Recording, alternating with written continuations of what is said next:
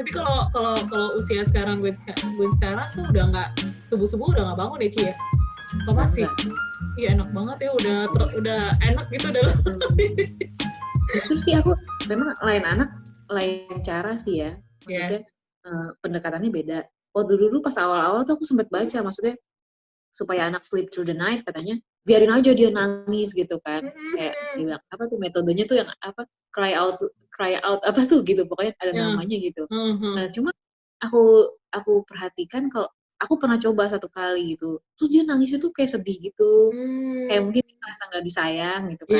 Jadi akhirnya jadi si Gwen ini co-sleeping sama aku tuh lumayan lama sih kayaknya sekitar hampir 1 tahun lewat lah dia masih co-sleeping sama kita gitu. Nah tapi ketika dia umur 1,5 tahun aku ingat 18 bulan kita buka satu kamar gitu buat dia tidur kita siapin semuanya segala macam kita latih dia tidur di situ dia lumayan lama sih kayaknya ada kali sekitar 2 bulan gitu aku perkenalin kamu tapi dia udah tidur di kamar itu gitu dia udah tahu itu kamar dia udah tidur sendiri gitu. Jadi akhirnya aku menemukan bahwa ya setiap anak punya waktunya gitu ketika mereka siap. Iya nggak bisa samain juga ya Ci ya. Ada waktunya ada masanya lah ya. Terus termasuk juga aku menemukan kayak misalnya menghadapi tantrum gitu kan. Ada kan aku baca gitu kan gimana sih cara menghadapi tantrum karena itu nanti ada usianya loh Rima. Ketika dia mau kasih tahu ke kita dia punya keinginan ini tapi dia belum bisa gitu. Jadi dia stres sendiri gitu kan, marah gitu. Akhirnya itu ada tuh masa-masanya nangis nggak jelas kayak gitu. Terus aku cari tahu gimana sih cara menghadapi anak tantrum gitu. Termasuk Gabriel juga bilang cuekin aja gitu, dibiarin aja gitu kan supaya dia ini. Tapi ternyata aku diemin kayak gitu, nangisnya bisa 1 jam. Berhenti. Mukanya udah bengep, terus kayak kecapean kayak gitu. Nah, aku tuh akhirnya menemukan cara yang paling cepat bikin dia berhenti nangis itu adalah dipeluk malah. Oh, udah selesai memang lain anak lain cara sih. Cuma kalau gue dia nangis dia nggak ngerti, aku peluk dia terus aku bilang, kamu pengen sesuatu tapi kamu nggak tahu cara ngasih tahu mami ya, gitu. Pelan aja nanti kamu kasih tahu mami tunjuk kamu mau apa. Jadi kayak dipeluk dia ngerasa dikasih gitu. Jadi kayak aku sih merasa dia jadi merasa diterima gitu bahkan di waktu-waktu dia worst time-nya dia oh ternyata mami terima aku loh mami sayang sama aku loh gitu cepet banget kayak ya ampun tahu kayak gini aku peluk aja dari dulu gitu. Iya jadi tahu ya nangis bener tapi gitu pusing tapi bener loh Ci ini setiap ini baru muncul nih 5 hari ini nih Ci jadi setiap si Fit bangun jam 4:30 pagi buat mau nete gitu kan mau nenen kan itu biasa kan kelar kan setengah jam sampai jam 5. Nah, itu biasanya pas aku letakin, itu dia nangis. Kupikir ini kok aku masih belum kenyang ya. Oke, nete lagi gitu kan. Terus aku letakin nangis gitu. Akhirnya itu sampai 4 kali kayak gitu, aku sampai bertanya-tanya, ya kamu kenapa gitu kan. Terus sampai akhirnya, Ci, aku kan nggak sengaja gitu, aku gendong dia sambil tiduran, terus dia tengkurap di sini aku, di dada. Pas udah gitu, dia langsung, udah, diem, tidur gitu. Iya. Jadi selama 4 hari berturut-turut ini dia kayak gitu Ci polanya. Jadi 4:30 nih, aku udah tahu nih pas dia kayak gini, oh dia butuh tidur udah di sini ya udah. Udah tuh bisa 1 jaman tuh kayak gitu Ci, cuman agak sesek juga ya. Nah makanya bener sih Rima, nanti pada akhirnya kamu akan menemukan sendiri kalau kamu observasi, maksudnya Iya. lihat maksudnya ini kenapa ya gitu, harus kayak apa ya, bener-bener buka diri gitu untuk memahami ini kenapa ya gitu. Karena kalau kita ya cuma langsung jump into conclusion biasanya kita akan miss banyak hal dari dia clue gitu. dari dia. Iya bener Ci. Ya luar biasa sih parenting itu. Iya. Aku juga sering dulu tuh kayak dia suka bilang kayak gini, "Mami apa namanya, ini sakit Mami." Cuma aku awalnya aku kayak mencurigai dia kayaknya, ini pasti cuma alasan doang gitu. Alasan, oke. Terus Ci? Kayaknya ini. Nah ketika aku negatif thinking kayak gitu, akhirnya aku malah miss clue-nya gitu. Oh ternyata ini yang ingin dia sampaikan tuh ini gitu. Banyak sih, Contohnya apa Ci? Satu contohnya apa Ci? Dia kan kadang suka kayak bilang, "Mami aku kenyang," gitu, "Mami aku kenyang." Terus biasanya memang kalau dia bilang dia kenyang, aku stop gitu. Tapi aku lama-lama mikir, jangan-jangan nih dia apa namanya pura-pura kenyang nih. Terus. Dan suatu hari dia bilang, Mami ini nggak bisa dimakan katanya. Ini terlalu keras, ini keras Mami gitu. Terus aku bilang sama dia, coba pakai kuahnya gitu. Karena aku pikir dia alasan kan. Terus dia apa namanya minum air pakai kuah, dia tetap bilang Mami ini keras Mami gitu. Gue udah mau keselak katanya. Terus akhirnya aku kayak giniin tangan aku kan. Aku, coba keluarin makanannya gitu. Karena aku melarang dia sih, maksudnya muntahin makanan kayak gitu. Maksudnya kayak kurang sopan gitu. Jadi aku minta coba keluarin deh. Ternyata itu tulang ayam gitu. Coba aku waktu itu paksa dia gitu kan. Jadi kadang-kadang aku jadi merasa bersalah sih. Bersalah juga, ya benar itu. Kadang-kadang kayak karena terlalu curiga gitu. Betul gak sih? Tapi emang usia-usia kayak gitu emang banyak kayak pura-pura gitu emang, Ci? Oh iya? Kadang-kadang kayak ada trik-triknya gitu sih aku lihat gitu. Oh, oke. Gimana ya? Lupa juga sih contohnya. udah mulai bisa mikir kan mereka itu. Dia lagi di situ ya, Ci? Gin lagi di situ. Ci, suruh dia ini dong ngomong untuk subscribe YouTube-nya dia. Coba, sini Gin. Yeay. Dia lagi malu-malu nempel. Malu-malu. Gin, sini Gin.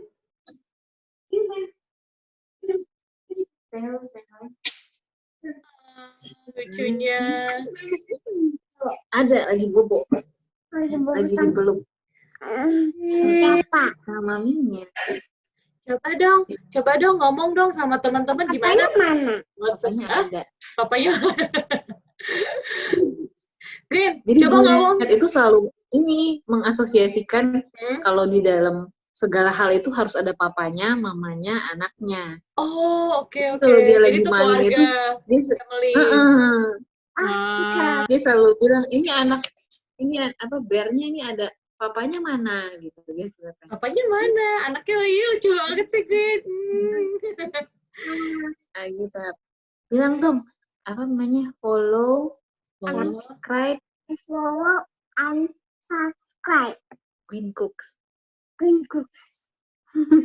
Jangan lupa ya. Oh iya, jangan lupa ya.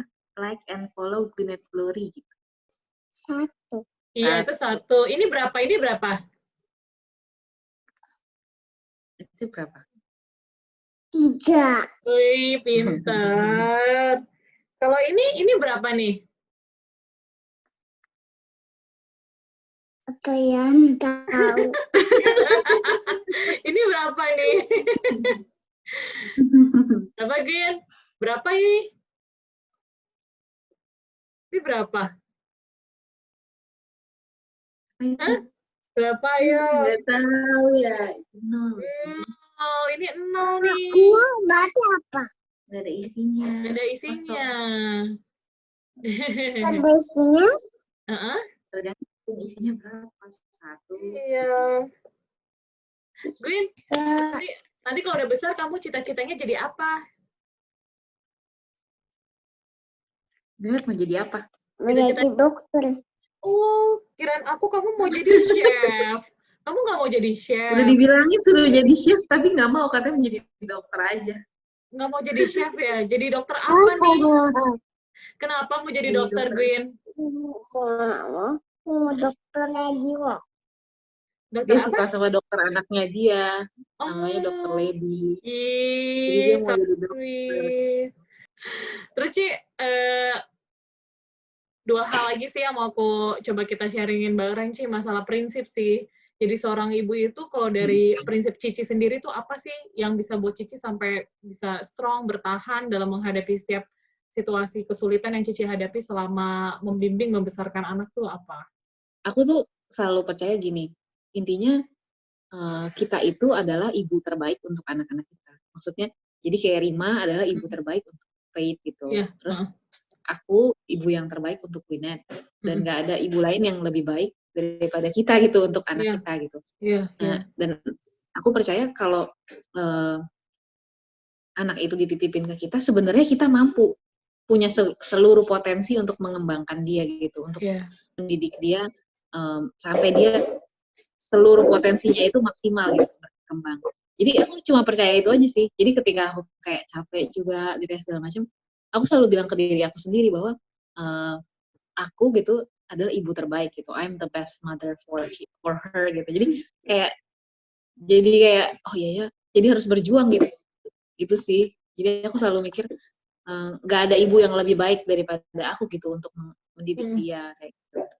Pun kan ada ibu-ibu yang nggak cukup apa namanya, memang waktunya terbatas ya, harus kerja, nggak bisa di rumah gitu ngeliat anaknya. Tetap aku merasa ibu itu adalah ibu dengan segala keterbatasan waktunya itu pun adalah ibu terbaik untuk anaknya gitu.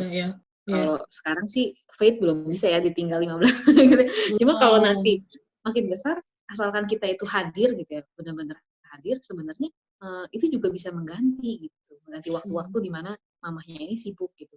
Jadi sebenarnya sih yang bikin aku semangat sih, aku selalu percaya, maksudnya aku adalah ibu yang terbaik gitu yang Tuhan kasih buat membesarkan Gwyneth gitu. Jadi setiap kali udah mulai capek, mulai apa gitu ya, yang ngingetin diri sendiri sih, ngingetin diri sendiri kayak gitu. Iya. Terus sih kalau misalnya ini kan temanya kan yang pengen aku angkatin lebih kepada gimana cara seorang ibu untuk bisa mengeksplor interest, hobi atau hal yang disukai sama anak. Kalau Cici bisa simpulin secara singkat langkah-langkahnya apa aja, Ci? Per poin. Apa yang harus dilakukan dulu? Terus kedua apa step-nya?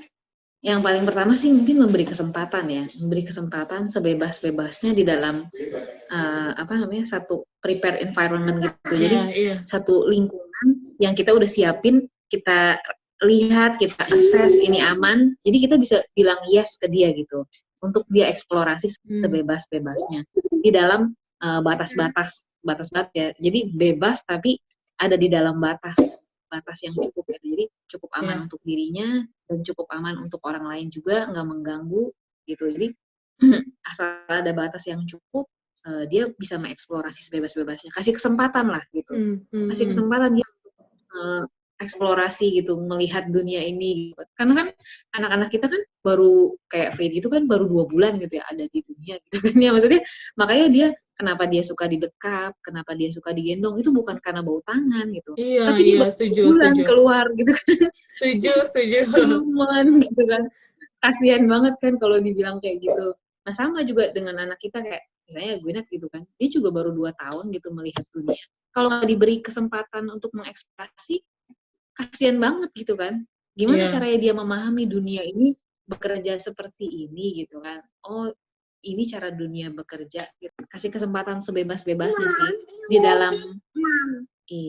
di dalam batas-batas yang aman lah, kita tahu itu aman gitu. Jadi kebebasan tapi masih ada batasnya untuk mengeksplorasi gitu. Jadi yang pertama kasih kesempatan anak-anak kita untuk mengeksplorasi dan melihat dunia ini gitu. Yang kedua di dalam eksplorasi itu kita sebagai ibu itu nggak boleh sibuk sendiri. Maksudnya banyak kali kita merasa kayak pas anak ini lagi eksplorasi, ini saatnya kita main handphone gitu kan, kayak sosial media atau segala macam gitu. Justru ketika dia sedang sibuk mengeksplorasi itu, sebenarnya kita juga sedang sibuk mengobservasi gitu.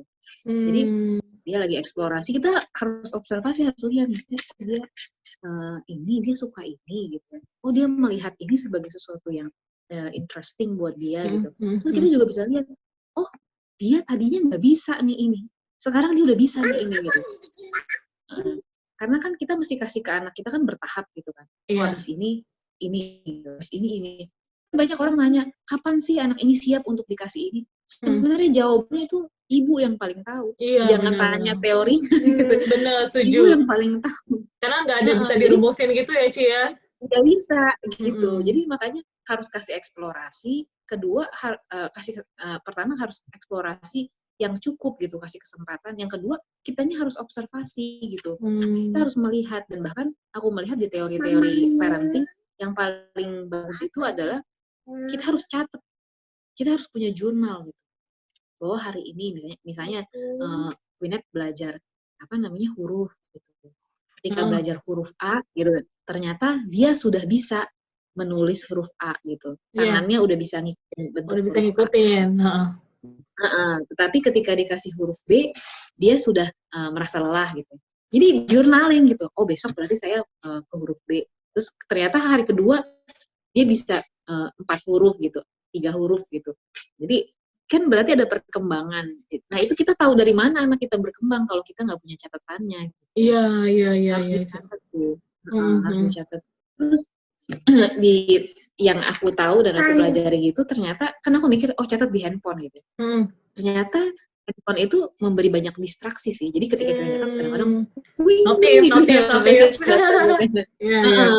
Jadi akhirnya kita nggak fokus lagi nyatet gitu. Nah, jadi ternyata yang paling bagus tuh catatnya di jurnal. Gitu. Jurnal jadi kita khusus kita, perjalanan pertumbuh kembangnya si anak kita gitu ya, Ci ya. Iya, jadi kita mesti observasi sih. Nanti dari observasi itu kelihatan kok dia itu punya kecenderungan kemana, lebih suka apa kayak gitu. Aku pun masih kayak lagi mengeksplorasi. Terus kemarin aku juga belajar, kita ternyata juga harus tahu bahasa kasih anak kita gitu. Jadi komunikasi yang lebih efektif itu ketika kita tahu, oh dia ternyata bahasa kasihnya ini kayak gitu. Nah itu semua kan kita tahu dari mana sih? Kalau nggak observasi kan bisa. Harus observasi. Nah kalau anak kita ini ternyata dititipin ke caregiver atau ke neneknya gitu karena kitanya bekerja gitu, ibu bekerja. Nah, itu tetap harus ada waktunya gitu. Kita memperhatikan dia. Misalnya kita cuma bisa ketemu dia malam pas makan malam kayak gitu. Pas lagi makan malam itu ngobrol, tanya ke dia kayak gitu. Harus ajak dia recap hari itu gitu. Maksudnya dari pagi sampai malam dia ngapain aja sih kayak gitu. Nanti kelihatan pas lagi ngobrol itu kok kelihatan maksudnya oh dia nggak suka ternyata kalau begini kayak gitu. Nanti diajak ngobrol aja, kalau nggak diajak main, karena ternyata saat diajak bermain, biasanya perasaannya dia lebih keluar gitu. Ajak main sederhana aja, main apa kayak gitu ya, gambar-gambar, kadang-kadang sambil gambar dia suka nulis apa yang dia suka, apa yang dia sebel, kayak gitu. Iya. Jadi tetap harus penasaran, Queen pernah nggak sih, Ci, bertanya sesuatu hal yang cukup sulit, di mana baik Cici sama Koko tuh susah untuk ngejelasinnya gimana? Pernah nggak? Kalau dia, aku nggak tahu jawabannya sering sih, tapi aku biasanya bilang ke dia, oh mami nggak tahu, nanti kita cari tahu dulu ya. Iya. Nggak usah dipaksakan gitu ya, Ci ya. Bener. Contohnya apa tuh, Ci? Contoh pertanyaannya apa? Ya karena kayak scientific gitu sih dia nanyanya. Dia suka nanya-nanya kayak kayak misalnya tadi dia tanya, mami sebenarnya pipis itu apa sih gitu. Pipis, dia kan udah mulai interest kan. Pipis tuh air keluar gitu. Terus dia nanya pipis tuh boleh diminum nggak? Kayak gitu. Gitu. Ya ampun lucu banget. Terus Cici bilang nggak boleh. Terus penjelasannya apa lagi nih, Ci? Kan pengen tahu nih apa nih penjelasannya. Aku bilang ke dia gini sih, maksudnya pipis itu kan kamu minum air, terus masuk ke mulut, terus ternyata di dalam badan kamu nih ada yang air-air yang dipakai untuk masuk ke darah kamu kayak gitu. Nah, nanti ada yang sisanya nih udah nggak kepake, nah itu dibuang dalam bentuk pipis. Nah, pipis itu kan udah istilahnya udah kotor, dibuang kayak gitu, jadi udah nggak bisa diminum. Jadi sederhana aja sih. Sederhana ya, oke mantep nih ya. Tapi di sana Ci, di Bangka, di mana? Di Belitung, di mana sih Ci? Manado ya? Di Bitung itu tempat-tempat kayak semacam kayak learning center gitu buat toddler atau apa gitu ada, Ci? Gak ada sih. Ada ya. Jadi untunglah Cici yang atau mungkin Cici mau buka bisnis di sana untuk learning center di sana. Ya lo kan nggak ada loh, Ci. Kalau diridoi oleh si bos. Iya. Itu makanya aku bilang kalau kamu punyanya lemon ya kamu bikinnya lemonade. Karena aku merasa kayak di sini nggak ada. Tapi kalau aku terus berpikir ini nggak ada, terus mau apa gitu kan? Iya. Ya mantap sih Cici, keren banget. Coba closing Ci, itu bicara tentang pesan apa yang mau Cici sampaikan sama pertama untuk ibu hamil yang menonton nanti, terus kemudian Mamut lah untuk para mami-mami muda, mama muda, apa yang harus ya Cici mau sampaikan tuh apa? Jadi banyak ibu-ibu yang belum cukup tahu tentang 1000 hari pertama kehidupan. Itu ternyata sudah dimulai dari di kandungan gitu. Jadi di dalam kandungan itu sebenarnya sudah ada kehidupan. Jadi kita bukan cuma memperhatikan gizi gitu, harus holistik gitu kan. Bukan cuma perhatiin gizinya aja, tapi juga memperhatikan perkembangan emosi anak. Jadi dia harus juga sering diajak emosi ibunya itu juga mesti tertata gitu. Jadi 1000 hari pertama kehidupan itu dimulai dari dia ada di kandungan sampai dia usia 2 tahun. Nah, jadi sebenarnya kadang orang nggak sadar aja gitu bahwa ketika dari kandungan itu kita sudah harus membangun atmosfer dengan anak kita yang baik, yang positif kayak gitu, memperkatakan hal-hal yang positif kayak gitu. Jadi jangan sampai ngomong hal yang negatif juga gitu tentang dia, bahkan dalam konteks bercanda ya. Kayak aku pernah tersadarkan gitu, lihat lagi di kandungan dia suka nendang gitu kan, nendang kencang gitu. Terus aku suka ngomong gini, aduh anarki nih gitu. Aku ngomong gitu, aduh anarki nih gitu. Ya ampun, Ci. Terus langsung ditegur gitu. Kok ngomongnya gitu ya. Apa namanya? Aku juga baru sadar gitu. Oh iya ya, kita nggak boleh ngomong kayak gitu. Jadi dari di kandungan itu memang kita harus jaga juga, maksudnya kata-kata yang kita ucapin, makanan yang kita makan, konsumsi. Jadi harus holistik gitu, jangan cuma perhatiin gizinya saja, tapi juga kebutuhan jiwanya gitu. Jadi ya kebutuhan jiwanya juga harus dipenuhi gitu dengan kalimat-kalimat yang positif. Ibunya juga berusaha untuk berpikir positif, ada di dalam suasana hati yang baik lah kayak gitu. Kalau untuk ibu-ibu yang lagi hamil gitu ya. Kalau untuk ibu-ibu yang baru aja gitu, saya juga baru. Baru tahun. Masa-masa baru punya anak itu ada satu hormon itu yang membuat ibu-ibu yang baru melahirkan itu lebih sensitif. Nah pada saat itu benar harus, aku merasa sih satu hal yang bikin aku tetap kuat terus itu adalah ya Tuhan gitu ya. Jadi hubungan dengan Tuhan itulah yang akhirnya memberi kekuatan gitu, benar-benar memberi kekuatan itu lewat doa gitu. Kayak awal-awal juga aku merasa kayak, kok aku jadi orang yang aneh gitu, yang kayak sensitif banget. Terus sama aku juga melalui juga kok Ci itu. Ternyata semuanya menghadapi itu. Dan di Indonesia belum belum cukup informasi tentang itu gitu. Bahkan kadang ibu-ibu yang kayak gitu dianggapnya lebay. Padahal sebenarnya enggak gitu. Jadi kalau ketika menghadapi itu, ketika ibu-ibu itu sedang menghadapi itu, percayalah nggak sendiri gitu. Banyak ibu-ibu lainnya juga yang mengalami itu. Tetapi ketika itu terjadi harus diatasi gitu. Jangan dibiarkan berlarut-larut. Kalau dibiarin terus bisa jadi postpartum syndrome itu loh gitu. Jadi harus diatasi. Cari tempat cerita, terus banyak berdoa sih. Iya itu. Banyak berdoa. Benar setuju banget sih Ci. Mungkin yang terakhir buat ibu secara keseluruhan sih, bahwa motherhood is not a competition gitu. Karena aku sering banget ngelihat, maksudnya ibu-ibu itu bukan saling support, tapi malah kayak, anak gue udah bisa ini, anak gue ini gitu ya. Anak dia kok begini, ini gini gitu ya.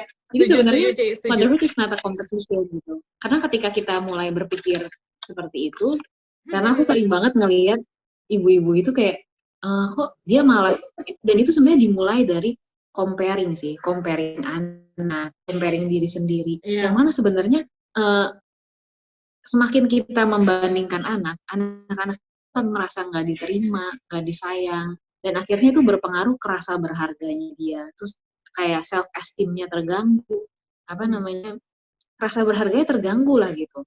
Jadi ternyata sesimpel dan sesederhana membandingkan anak itu bisa melukai sampai sebegitunya dan bisa menghancurkan seseorang gitu, nilai dalam diri seseorang gitu. Makanya kenapa kalau kita ketemu teenagers dia craving for love gitu, craving for touch from kayak lawan jenisnya kayak gitu, itu kan sebenarnya dimulai dari rasa berharganya, dan itu sebenarnya dimulai ternyata dari sesederhana membandingkan anak gitu. Jadi jangan pernah membandingkan diri sendiri atau membandingkan anak kita gitu, karena itu ternyata berdampak pada seluruh kehidupannya gitu. Setuju, Ci. Motherhood is not a competition gitu ya. Anak kita bertumbuh, berkembang itu sesuai masanya dan nggak perlu diburu-buru gitu. Kalau kita lihat anak orang lain, kok dia udah bisa begini? Kok anak gue belum terus kenapa? Iya, biasanya kayak gitu loh, Ci. Nalurinya gitu loh ya. Jadi kalau untuk menghindari hal-hal itu apa yang harus dilakukan, Ci? Aku sih punya satu pemikiran kayak gini. Nanti anak kita ini kan mereka akan tinggal di satu dunia yang kita nggak tahu seperti apa. Maksudnya tantangan zamannya seperti apa. Tapi yang pasti akan jauh lebih sulit gitu ya, lebih challenging, lebih sulit lah daripada zaman kita. Jadi yang kita harus siapkan adalah satu generasi yang kreatif, yang inovatif gitu ya. Bukan cuma pintar gitu, tapi yang harus bisa jadi problem solver juga. Tapi kebayang nggak sih kalau yang pintar itu, yang kreatif itu, yang inovatif itu, yang problem solver itu cuma anak kita? Atau cuma segelintir anak gitu kan? Aduh kasihan banget anak kita gitu. Dia akan cuma dengan segelintir orang itulah menghadapi tantangan zaman. Tapi kebayang nggak sih kalau semua anak dan semua ibu mempersiapkan anaknya untuk jadi problem solver gitu in the future? Kalau aku merasa justru ibu-ibu ini harus saling berbagi, gitu. Harus saling support, bukan kompetisi gitu, bukan berkompetisi. Justru kayak makanya aku senang banget nih Rima bikin wadah kayak gini gitu kan, untuk sharing ke ibu-ibu lain gitu kan, memperlengkapi ibu-ibu lain yang mungkin nggak cukup beruntung untuk dapat sebuah informasi gitu. Banyak loh, kayak aku sekarang di Bitung ini, aku banyak banget menjumpai ibu-ibu yang benar-benar punya limited access gitu to education, to information gitu. Sangat pasti ya, Ci ya. Kasihan banget gitu kan anak-anaknya gitu. Cara memberi makannya aja kadang aku merasa kenapa begini kurang tepat dan segala macam gitu. Jadi sebenarnya ibu-ibu ini harus saling support gitu. Harus saling support mempersiapkan sebuah generasi. Tapi kalau kita punya pemikiran itu ini sebuah kompetisi, kita akan kayak lebih lebih cuma self-center, ya udah ini anak kita aja gitu. Sebenarnya enggak. Justru kita mempersiapkan generasi ini bersama-sama. Setuju. Jadi misalnya kayak aku punya informasi yang aku merasa ini kayaknya berguna nih buat si ibu ini gitu. Sharing informasi supaya semua ibu bisa cukup siap untuk mempersiapkan anak-anaknya jadi problem solver in the future gitu. Jadi sebenarnya kalau kita punya pemikiran kayak gitu, kita tuh akan merasa secure aja, maksudnya ngerasa aman. Kita tuh harusnya senang kalau ada ngeliat anak orang lain pintar, harusnya happy. Iya, benar. Bakal jadi partner anak kita nih in the future gitu kan. Benar. Jadi jangan, kalau aku pikir harus melihat dari sudut pandang yang lebih luas gitu, dengan cakrawala yang lebih luas, bahwa our life is not only about ourselves, our family, our children gitu ya, tapi hidup kita ini akan dalam tatanan kehidupan yang luas gitu, dan kebermanfaatan itu harus bersama-sama, bukan cuma anak kita aja kayak gitu. Dengan berpikir bahwa motherhood is not a competition, kita akan saling support. Kita akan melihat dengan cara pandang yang beda sih kayak gitu.